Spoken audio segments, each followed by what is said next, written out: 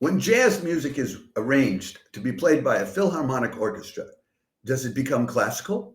Or is it still just, well, that's jazz, but it's played by an orchestra? Or does it depend on the quality and or nature of the arrangement, or the quality of the arrangers or composers?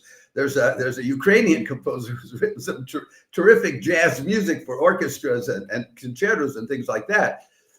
You might contemplate this question while you're enjoying a free live stream from the Royal Stockholm Philharmonic in Stockholm, Sweden, that's called the Blue House Jazz with Orchestra. Now, usually we do not promote jazz concerts or pop music or rock and roll music or that sort of thing, because this is fine arts, performing arts, access arts live. But in this case, they'll be playing music which is arranged for orchestra. And this is the Stockholm Phil does this on a regular basis, does these Blue House Jazz events with jazz musicians, but they don't always have the orchestra with it. So we wanted to let you know about it, just in case you like crossing lines, the way guys like Gene Pritzker at Composers Concordance like to do. We may be talking about him later in another live stream. Anyway, in this case, it's a Grammy Award-winning pianist, John Beasley, working together with a guy he's worked with before, Magnus Lindgren, on the saxophone. Their special guest is Michael Mayo, who was kind of a protege of Herbie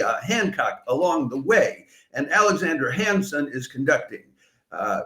Beasley has worked with, everybody, Miles Davis, Freddie Hubbard, Chaka Khan, James Brown, worked on the film scores for a couple James Bond movies, and Magnus Lindgren, a Swede, he's worked with Herbie Hancock too, Bobby McFerrin, John Schofield. So this should be quite an evening. For those of you who love mixing jazz with classical music, the Stockholm Phil concert is for you.